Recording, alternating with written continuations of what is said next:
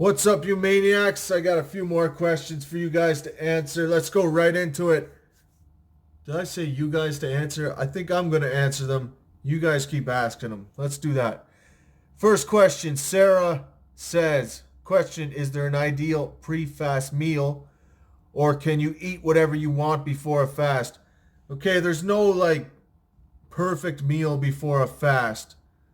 But don't eat whatever you want before a fast. That's why you're fat. Don't eat whatever you want, meaning don't eat garbage foods like chips, soda, pizza, all that crap, all the taboo foods, okay?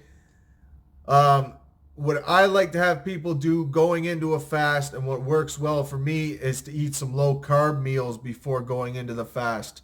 So something with a little bit more fat, some protein, and veggies. That way you're depleting a little bit of the glycogen in your body and you'll get into ketosis quicker during the fast. Now, if you're fasting all the time and you're used to fasting, it's not going to be a huge deal. But I'm talking primarily on your very first fast. I like to cut the carbs out going into the fast. And then you don't have as bad of sugar cravings during that first fast. You're still going to have detox symptoms.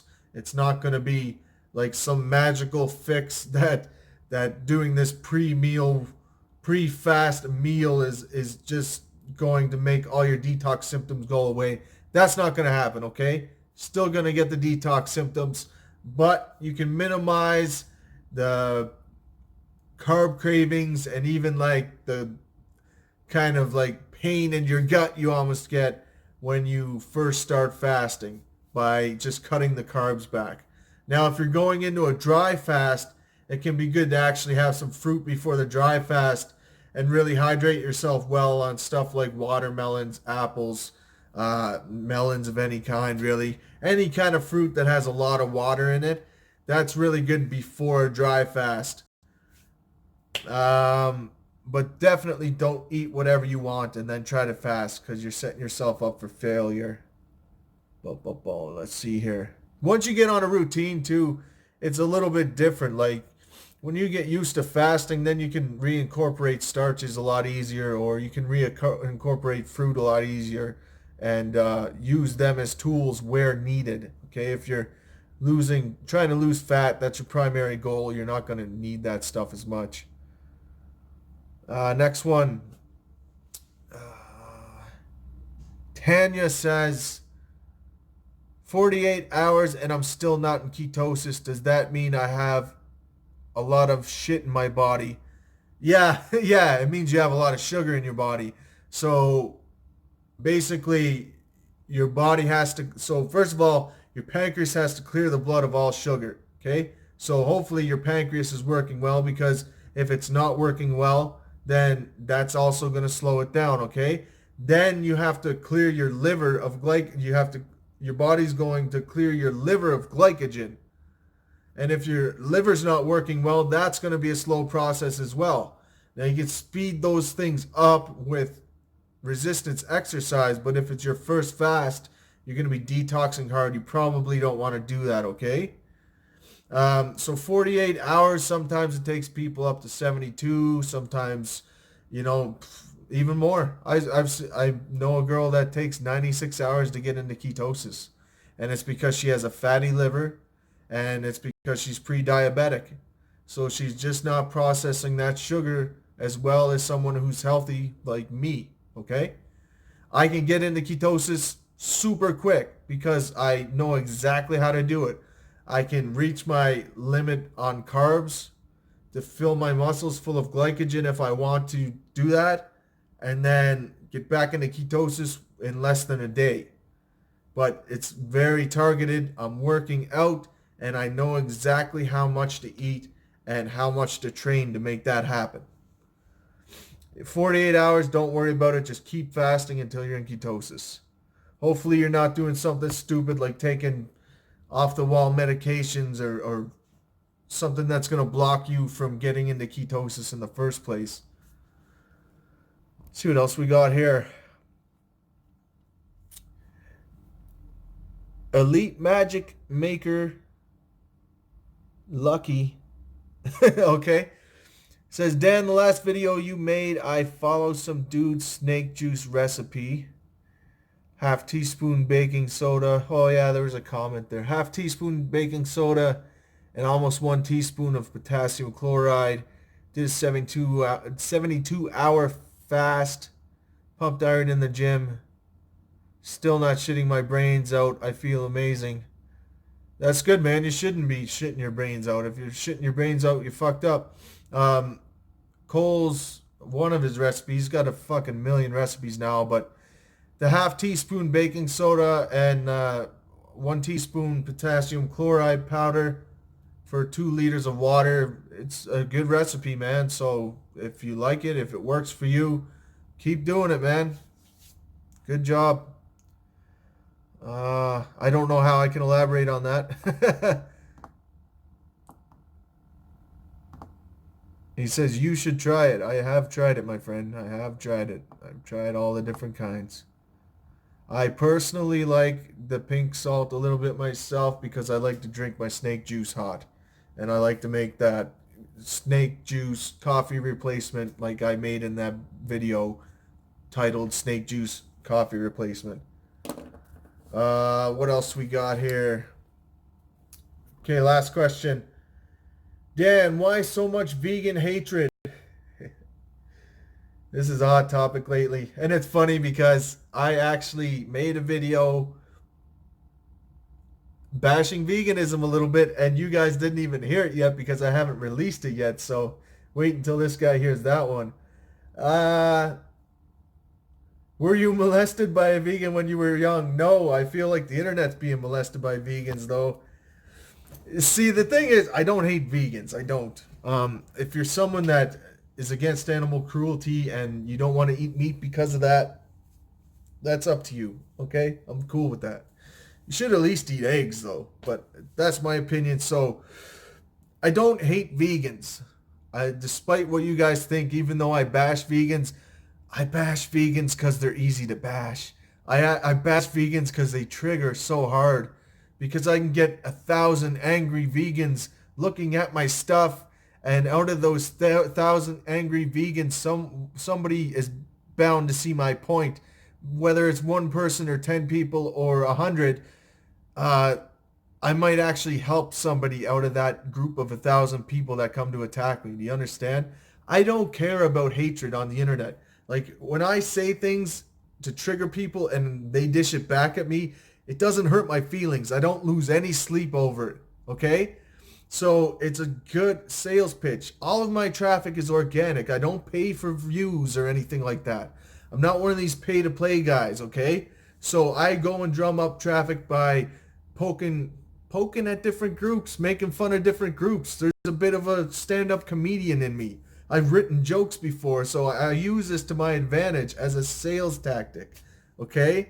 A sales tactic. I don't make any money off of it, but I bring traffic and awareness to fasting, okay? I don't hate vegans.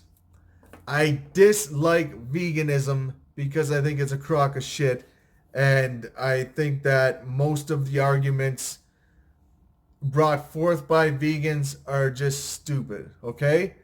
Like I said before, if you're a vegan because you don't like animal cruelty, I understand. But don't send me articles and tell me that an article is scientific proof. And don't tell me that because like one fucking strongman in the world is vegan, that all vegan athletes are better and stronger and faster in every way. It's not true. You know, you don't look at other factors. You don't look at PED use. You don't look at genetics. Like, vegans just want veganism to be the end-all, be-all of everything ever created. Some of these vegans treat it like religion, and that's what gets me, okay? I don't have a problem with the people. I have a problem with the practice. So I don't hate any person. I don't hate people. I hate practices. I hate ideals. I hate anything that I think can harm people.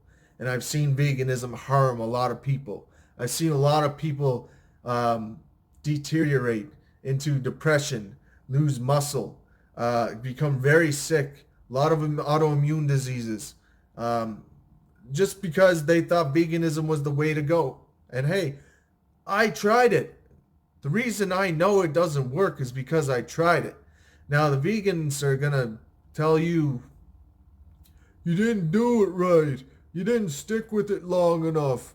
You probably ate processed foods and blah, blah, blah. I did raw vegan for 9 months.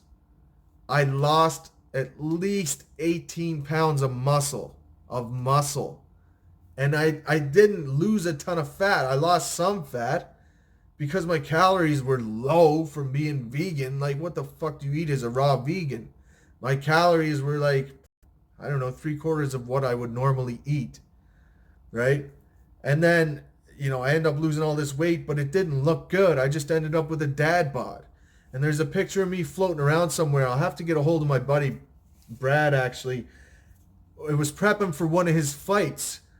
And there's a picture of me when I was vegan and circles around my eyes really bad. Like, I know this lighting makes it look like I have a little bit of a circle around my eyes, but they're not bad right now.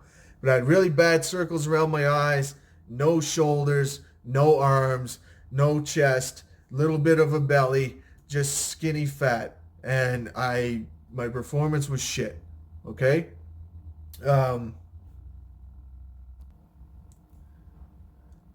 So, and then the other thing is, like, vegans are always talking about how great plants are for you. Plants are great for you. Plants are great. And they for some reason think I'm carnivore. I'm not a carnivore. I believe in fasting and I believe in targeted eating. So my eating is, yes, I eat meat, but it's targeted for my specific goal at the time. 80% of my diet is plants. This is what they don't get. 80% of my diet is plants, okay? I get those benefits. Those benefits that you guys keep throwing, like, look at what this plant does. Look at what this plant does. Meat can't do that. Look at what... I'm eating that shit. You think I don't eat that shit just because I eat meat? I'm not sitting here eating fucking hot dogs and craft dinner, man. Like... Like most meals are salads, Brussels sprouts, raw fruit, whatever, tubers. It depends on the goal. And then I have meat because I like to get something that is rich in amino acids, and the best bang for your buck for amino acids, especially for the amino acid leucine, which is the best thing you can take in for building fucking muscle, is meat. It's really, why would I eat 6 bowls of fucking broccoli, 6 big bowls of broccoli when I can have a little piece of meat? Doesn't make any sense. Why would I do that for protein needs? And then I'd be walking around like holding my stomach like, I ate too much. Oh, and then I'd shit out a broccoli cap and fucking, it just doesn't make sense. Meat, just because vegetables and fruit are good for you does not mean that meat is bad for you. You can overdo anything, okay? You can overdo meat. You can also overdo fruit. You can also overdo vegetables. You can overdo water. You can overdo oxygen. You can overdo anything. So that argument is not sound towards anything. I got on a bit of a rant here, but my general point is I don't hate vegans. I hate the religion of veganism and what it represents because it's bullshit, okay? I want to see people grow up, kids grow up to be healthy, and I want to see the world excel, not fucking degrade. And I feel like veganism is helping it degrade into a more feminist, more soft, unrealistic world based on comfort and feelings. And that's not how societies grow. Societies always collapse when they get to that stage. We can talk about that another time maybe, but basically, it's you have nothing Then masculinity comes in, creates growth, which creates comfort. Then femininity takes over, and then it's chaos, and then we fall back to the bottom, okay?